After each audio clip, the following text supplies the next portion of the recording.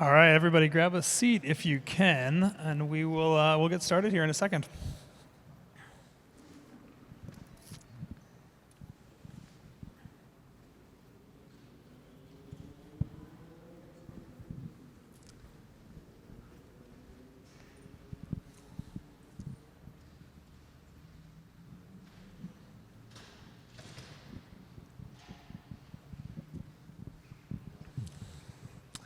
Well, as we wait for some people to trickle in, I will give the audience a quick question here. I'm curious, if I raise of hands, how many people here have wagered on a legal sports betting app in the past few years as it's become legal? All right, a lot of you. And then raise your hand again if you've seen a sports betting ad in the past couple of years. There we go, slightly more people. And that's a good jumping off point, guys, I think, for us to get into this. Kyle, I want to start with you. I would love to hear a bit about how PointsBet thinks about customer acquisition, the biggest, hottest topic in this industry right now. You have competitors that are spending $500 million a quarter on their advertising. I imagine you guys are a little bit less than that. Give us a sense of how PointsBet approaches its marketing, its ubiquitous advertising, et cetera. Well, I'll start off and say it's expensive. Listen, I think for the last couple of years, it's been really focused on acquisition via promotion, right? And we've, in my opinion, created some bad customer habits where now new players are chasing promos, bouncing from book to book, not really creating loyalty and retention. And, in my mind, if we don't do something about it quickly, we can have regulation come down. We've heard New Jersey already start to talk about some instances where they would come in and sort of divert how marketing and promotions is currently being done. The way we think about it at PointsBet is really retention via community and product. We view ourselves as the home of in-play. We're able to offer, when in the sports equinox, when all four sports are really going at the same time, we're able to offer up to 50,000 live bets in a day. And so we think about really landing that message, going after our core audience, who we call Billy, but Billy's an avid bettor, and he knows what he's doing. He really focuses on in-play, and if we're able to give him the most amount of markets, the quickest uptime, a lot of these things that they look for in a book, we think we can retain them over time. So to us, it's less about promotions via acquisition or acquisitions via promotion, and really about retaining them through the products that they ultimately want and have told us that they want. Chris and Sarah, I want you guys to weigh in here too, but Kyle, how much has that changed in the past year? If I had asked you the same question 18 months ago, is your answer different? There's been a lot of changes in our industry. I think it's the exact opposite, to be honest. It's very much promotional led, trying to get people in the door. People looked at total addressable market as number of butts in the seat versus the amount of handle that's coming in. And, I think we were very smart to realize that that's not only not going to be effective for PointsBet, but we feel not going to be effective for the industry if we keep to move in that direction. And so, listen, our hands aren't completely clean. We definitely fell into that trap. But listen, at the end of the day, we don't have the bankroll and the legacy business to back us up too. And especially, in an economy like this, we need to start to become very sensitive about how we spend our money, extending our runway, reducing cash burn, and all those type of things. And that's, at the end of the day, focusing on our core product, which is the in-play offering that we do. I think I would add to that. I mean, it seems to me that, and I think the title of this panel is product innovation, right? And, the fact that you've got, however many operators now that are licensed, but let's just say there's 10 that have 90% of the customers, right? And everybody's selling the same product, right? So it actually is logical that the cost to acquire a new customer would go up, right, in that environment. It's like, it's not a race to the bottom, it's a race to the top. So it seems that, and we're obviously, I'm biased because we're a technology company that's supplying technology to folks like PointsBet and DraftKings and others that is so differentiated, and to your point, Kyle, like really focused on in-play and innovation around in-play, which we call micro markets, right, it's just a different kind of product. And we're trying to build products and sit at that intersection where you have product innovation, especially now as video is now starting to come out, and ultimately lead to what I think is the killer product, which is live low latency video with live low latency betting products, and it's all on one screen. Like, that's where this thing gets really interesting. And so it seems to me that, like, until there's like some move towards the whole entire ecosystem into real product differentiation, you're going to continue to pay $800-900 to get a new customer.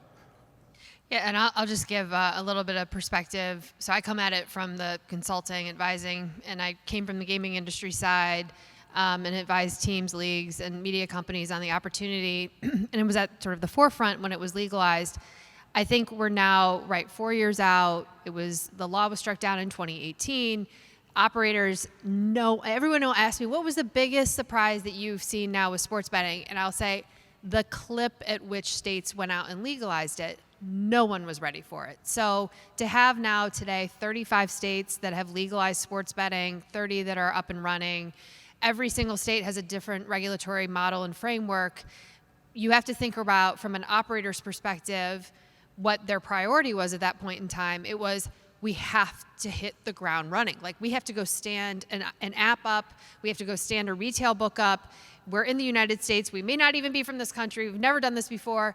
So they were basically building the car as it was speeding down the highway. And to what Chris was just saying, now I think we're at a point where you're going to be able to start to pivot on product differentiation and innovation. And you're right, because this is now phase 2, phase 3, where you're the old, like, low-hanging fruit of big promotions and not very creative customer acquisition methods and overspending. It just isn't. It's not going to work anymore. So I do think that we're starting to take that turn, and you're going to start to see some of these operators start to fall off, unfortunately, as well. Sarah, you mentioned to me the other day, you said phase 1 is over of U.S. sports betting.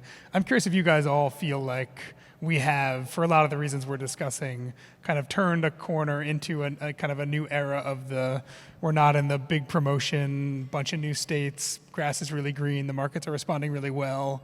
A lot of those things the winds have changed on that. If you think that we are now in some kind of change in the terms of being a sports betting operator, a provider, a consultant, et cetera.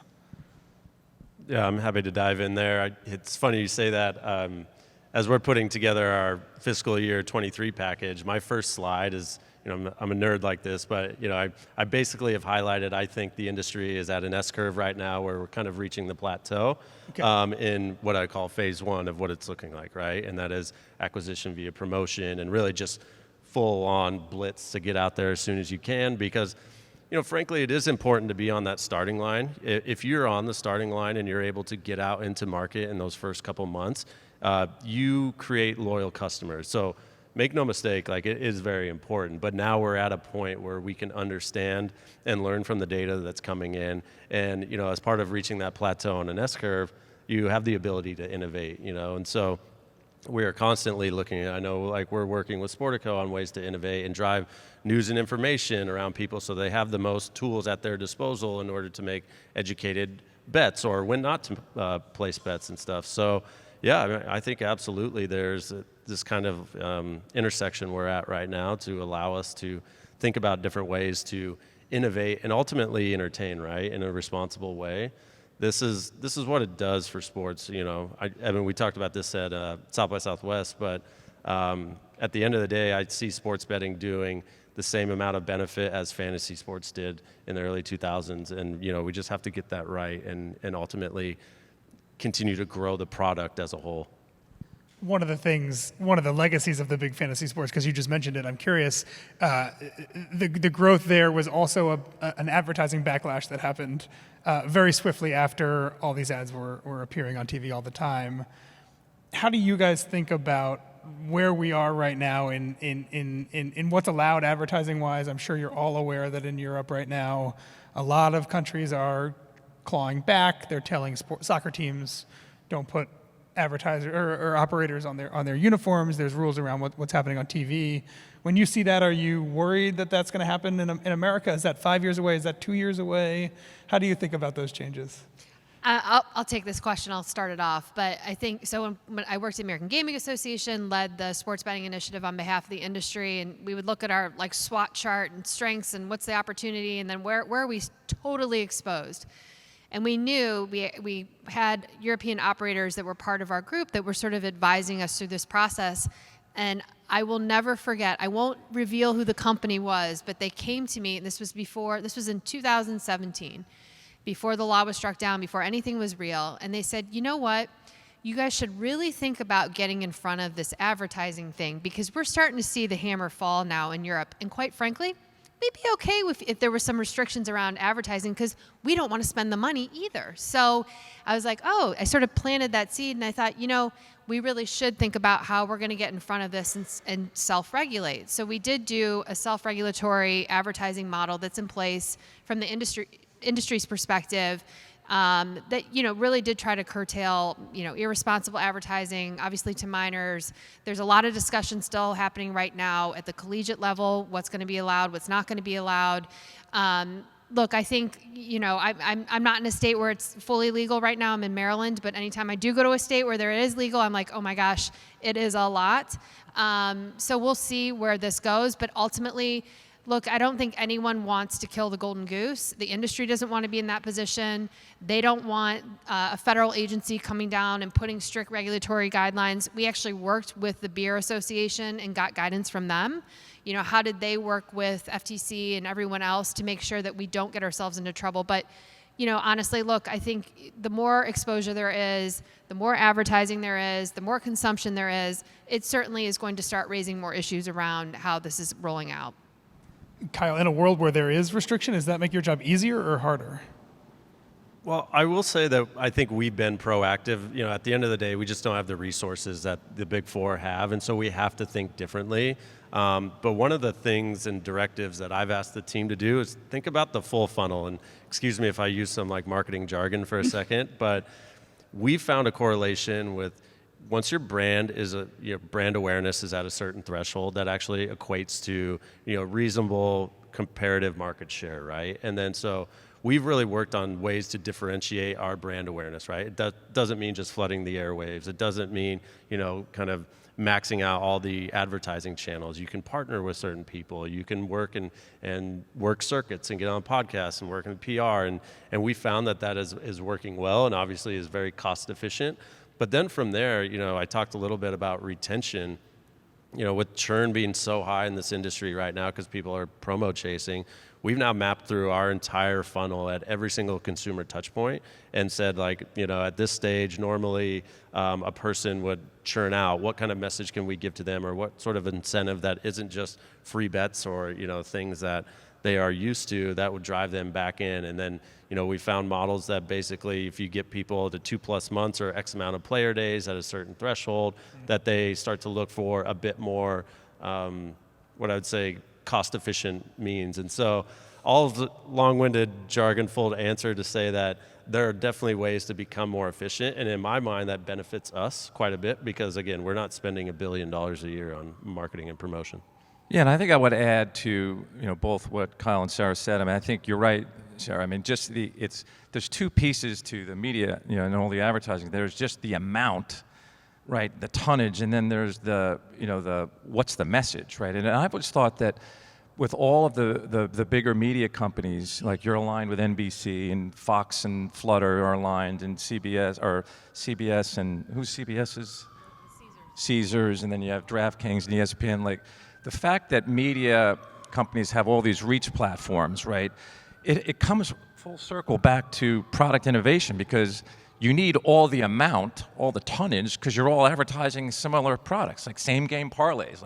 What's different about them? At some point, right, having the right mix of the reach platforms on the media side combined with product innovation, because we have roughly 10 million paying customers across all of sports betting, and you probably have 100 million people out there that bet on sports at some point in time. So there's but they're the casual users, and that's where the media companies and the REITs with the right kind of messaging really starts to make the whole opportunity much bigger for everybody, because the only way to grow the category and grow the whole ecosystem is to bring the casual fan in, right? That's where all the upside is. Just on that point, if you don't mind, I think you touched on NBC, and we're lucky to have a partner like that who is willing to innovate. And I guess, my words of encouragement would to continue to think in that way. We do our betcasts with our RSNs, and they have not only increased viewership, they've increased handle on our end, and they've increased like social mentions and conversations around the game itself. So at the end, it's very cyclical, and it promotes all the products and has the right incentives for NBC, the right incentives for us, and the right incentives for the fans. And if you could, and listen, that is a very,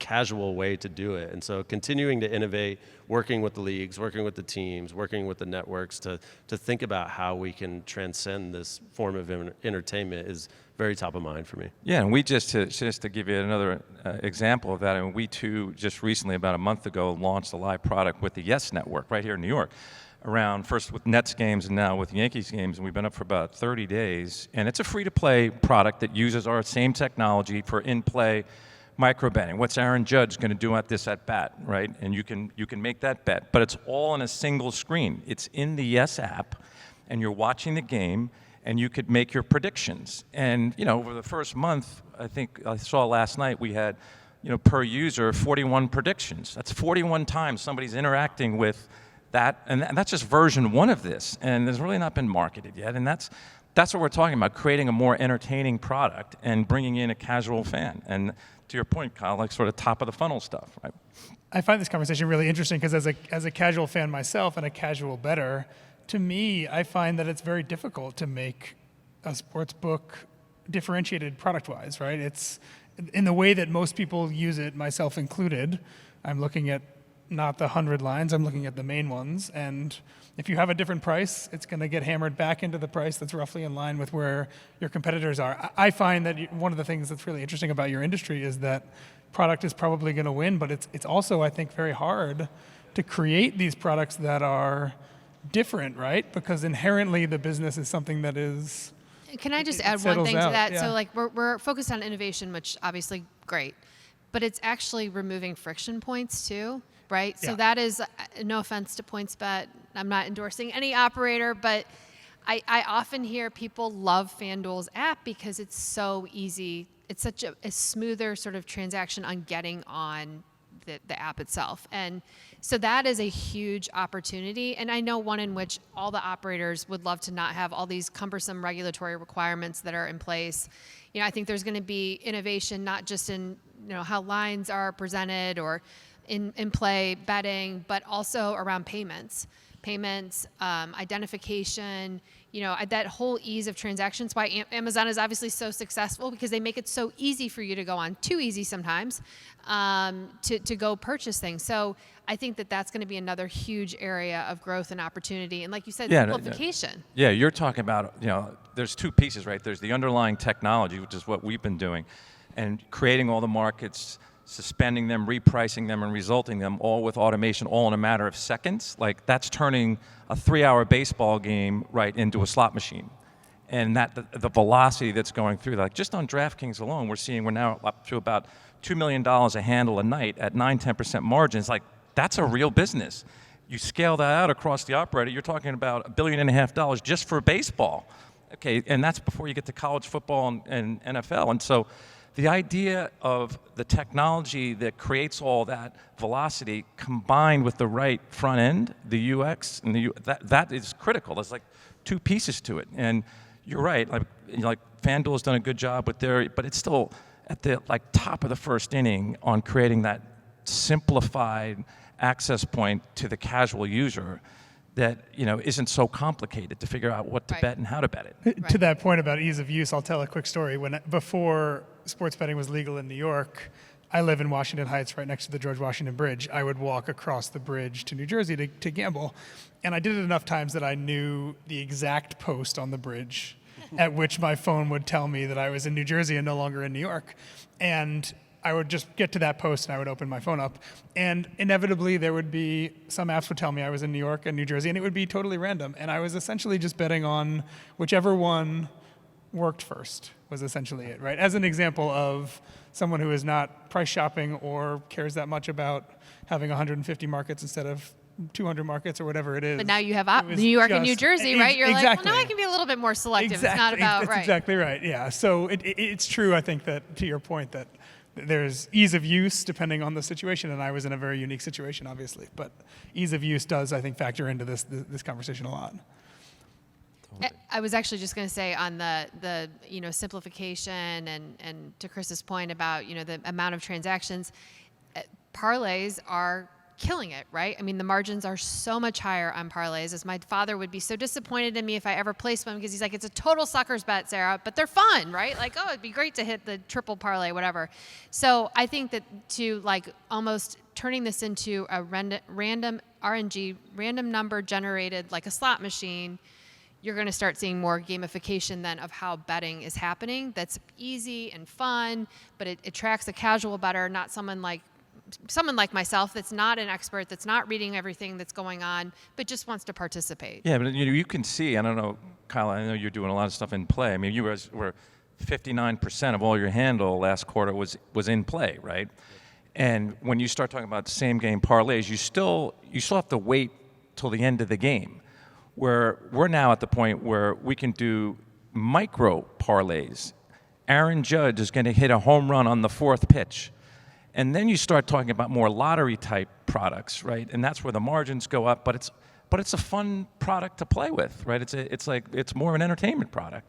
Yep, exactly. It's a low barrier to entry, and you get your excitement, you get your endorphins going, and it ultimately doesn't sort of break you. It doesn't take a lot of research to get into, and it again invites the casual. And you don't have to sit there and watch a 3-hour game. You can watch an inning or two at a time. Come in, play the slots, and go out. And do whatever else you're doing.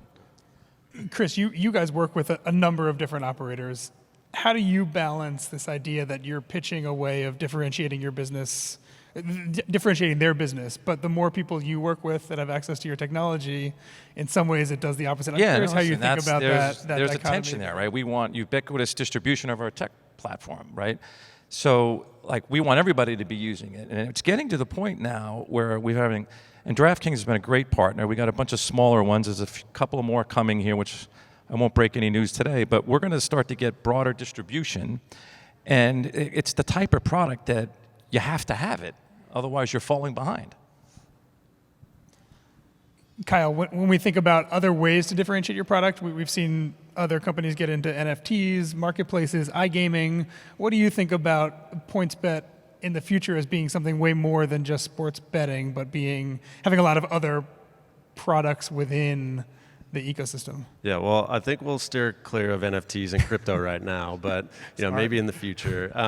Listen, we have our iGaming product. We're constantly looking into other ways. Obviously, as a Australian-based company, we're really into racing and horse racing. So, and then a great partner like NBC, continuing to think about that, but being able to offer the full suite. But also, again, going out and talking to partners and seeing what do they think they could benefit from for sports betting? I know we talk with Sportico all the time, and what could they get out of sports betting that would help, achieve their goals, and really reaching out and finding solutions with partners and asking how can we help them reach their metrics with what the product we're able to offer, I think allows us to think differently, be in a different space, and ultimately avoid some of the trappings that the industry might have laid out, but also avoid some of the bigger names too. I think that's one of the things I always tell my team is mind the gaps. And in order to be efficient, sometimes you have to avoid where a big player is, or kind of seek out something where they're not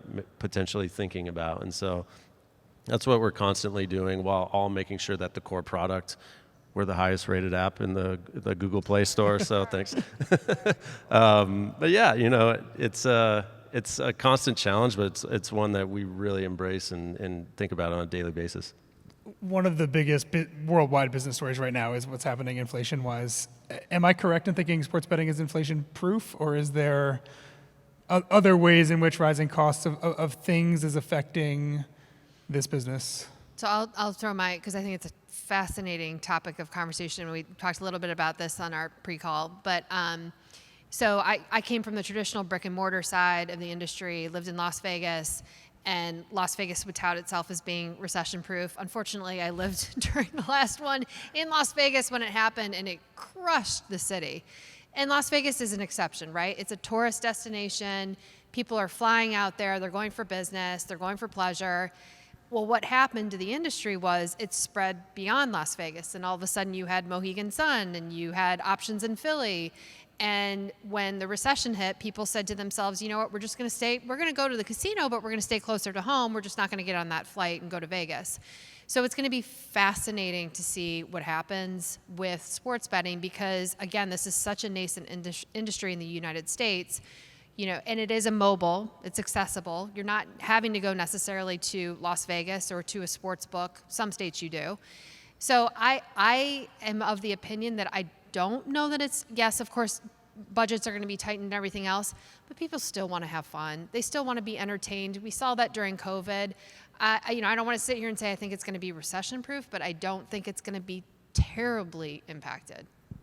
Yeah, I'd just say that obviously sports provides us an outlet during tough times as well, and we like to think of ourselves as an extension to enhancing that entertainment. So to me, I wouldn't say it's recession-proof, and we would actually try and become a resource for people to escape for a moment or in the day that might be a little bit tough. But it's, making sure they do that responsibly as well, and so building in products and checkpoints and all of these other things to ensure that they're not extending themselves, especially in a time where that is not the right thing to do. Does the marketing message change at all from a wording standpoint, if you're thinking about consumer, the money they have to spend, et cetera? Yeah, listen, it's very top of mind for us, and I'm sure everybody read the Wall Street Journal article over the weekend for the FanDuel CEO, but we're moving away from risk-free messaging, that type of stuff as well. And again, continuing to focus on the product and what's so special about in-play and how that can really enhance your experience rather than incentivizing it through a monetary package. And then, as you start to get your sea legs and figure out the product and feel comfortable, going further and further down the rabbit hole, then, we'll be able to offer that. But yeah, I think it is, especially from a marketing and comms perspective, it is on us to make sure that we're doing right by the consumer.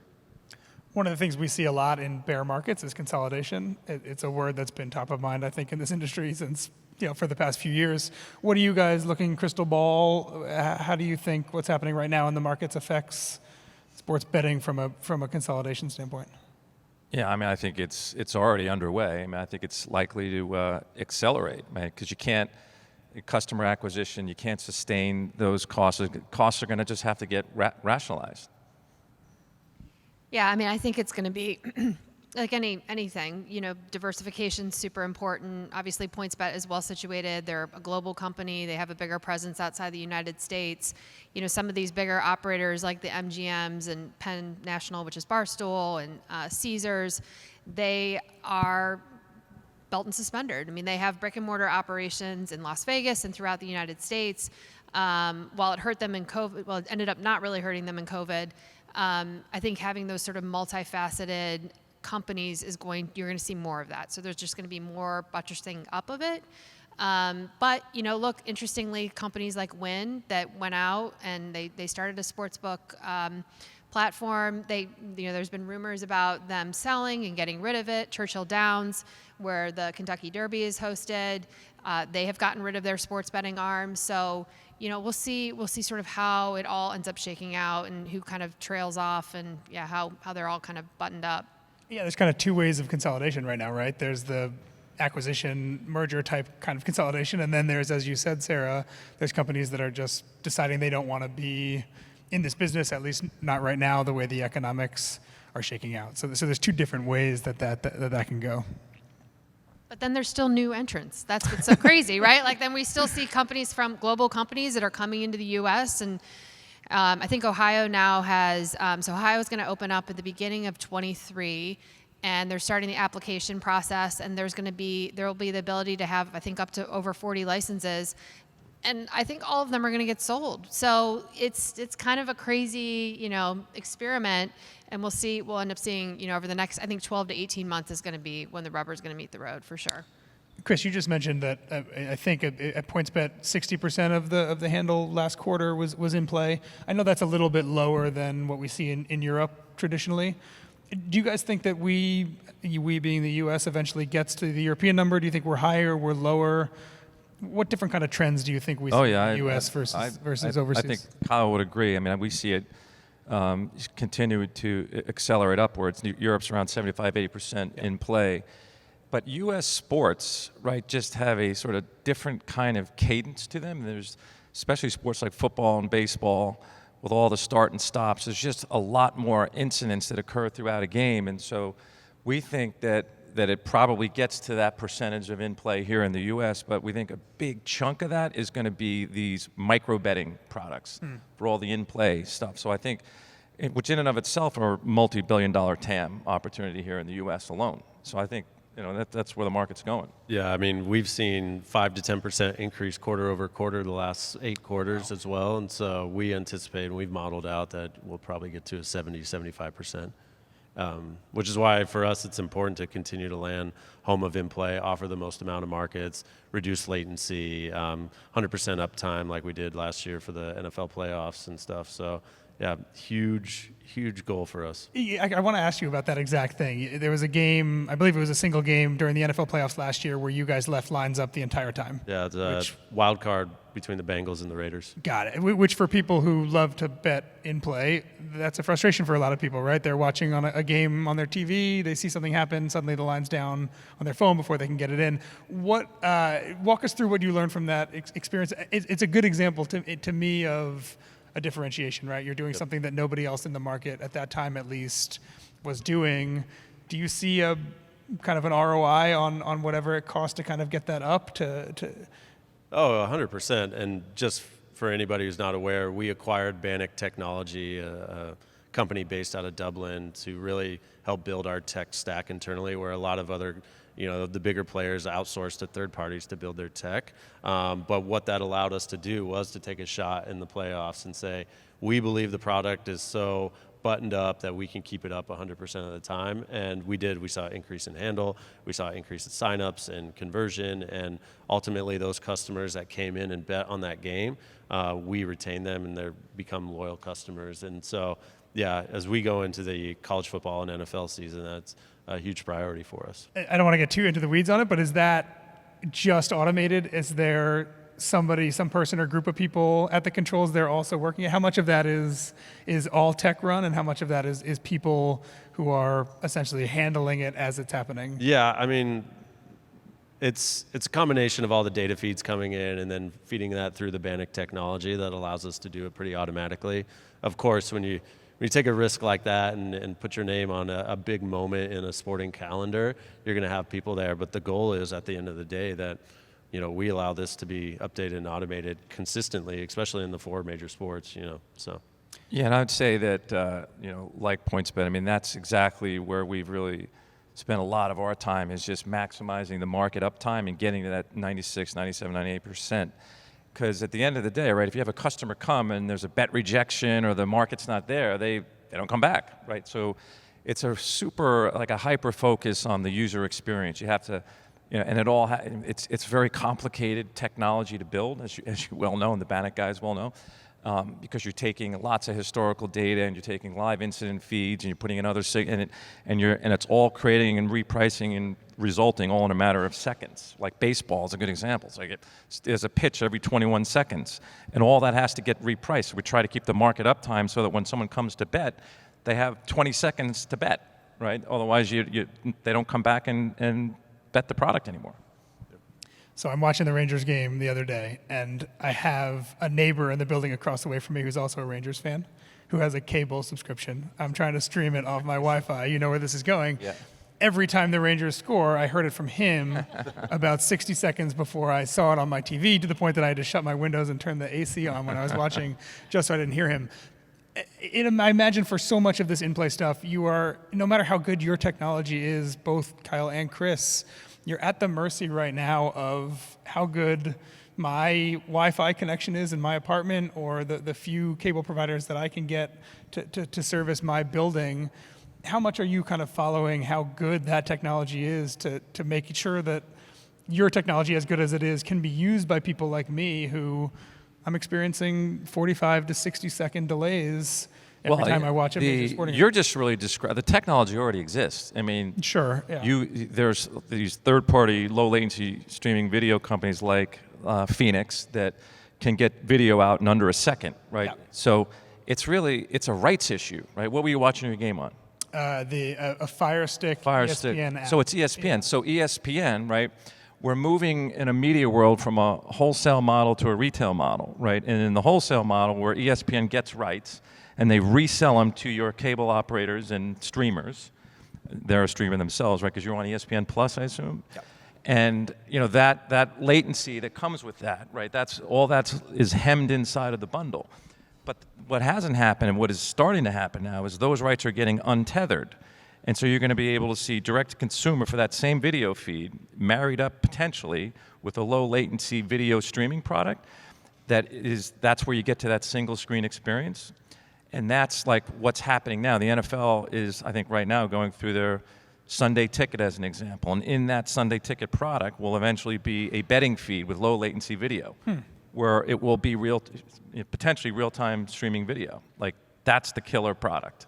And that's ideal for you guys, I assume, Yeah. right? That's what you want people like me to be on if I want to be betting and watching. Yeah, definitely. And yeah, I don't think the major leagues or the major four sports leagues are there quite yet. But we have live streaming on our app right now, and for tennis and some of these other sports as well. And you see tons of engagement. Who do you guys use for low latency videos? Is it a third party? It's a third party, and yeah, we do a lot of deals on the back end with the leagues themselves, and then. But are you doing that internationally? Is that because Yeah. you're not really doing it in the States with it because of the rights issues, right? Correct. Yeah, but to your point, I think there's a day coming very soon where the leagues will negotiate a licensing fee and what that looks like, and yeah, I think. For the core consumer, that'll be a pretty neat experience. Yeah, I mean, I think that the leagues, rightfully so, in the beginning, like years ago, really worried about cannibalization of their streaming products. They just sold all these rights for tons and tons of money. So now you're going to have a streaming capability in your app, and are people now not going to pay because they're just going to go on their PointsBet app and watch the game instead? There's a method to the madness, and the product and the quality is grainier, or however they end up doing it, or there's not a voiceover or whatever. So there's a way to do it, but it is a lot of unwinding of contracts, as Chris was saying. So the panacea is exactly what they're talking about, but there are a lot of steps that are going to have to be taken in order to get there, and it's just. I think your famous saying is bite the elephant one bite at a time. Eat the elephant one bite at a time, right? We only have about 5 minutes left. I want to make sure we get to questions if people have any. So if anyone in the audience has questions, feel free to raise your hand and we will, you can ask away. There we go.